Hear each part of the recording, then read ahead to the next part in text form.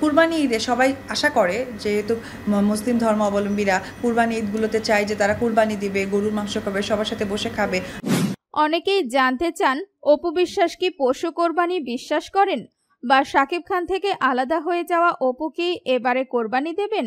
উত্তর জানালেন অপু বিশ্বাস। কোরবানি ঈদের সব প্রস্তুতি নিচ্ছেন এই তারকাও। ঢাকাতেই ঈদ করবেন তিনি। ইতিমধ্যে কেনা হয়ে গেছে কোরবানির ছাগল ও গরু। অপু বিশ্বাস বলেন, আমার সংসার, দায়িত্ব আমার, কাজের ব্যস্ততা আছে, আবার কোরবানিও গুরুত্বপূর্ণ। ছেলের জন্য ঈদের কেনাকাটাও করতে হবে। এক হাতে অনেক কিছু সামলাতে হয়। অনেক কিছু ইচ্ছে থাকলেও পেরে ওঠা যায় না। এবছরে তাই 3টি খাসি কোরবানি দেওয়ার পরিকল্পনা করেছি। আজকেই কেনা হবে হয়তো। আমার সময় নেই। ইচ্ছে ছিল ছেলেকে পশুর হাট দেখাতে নিয়ে যাব। তিনি আরো বলেন, প্রত্যেক মুসলমানেরই কর্তব্য সামর্থ্য থাকলে কোরবানি দেয়া। পবিত্র এই কোরবানি আত্মত্যাগ আর নিজেকে শুদ্ধ করে নেওয়ার অনুপ্রেরণা যোগায়।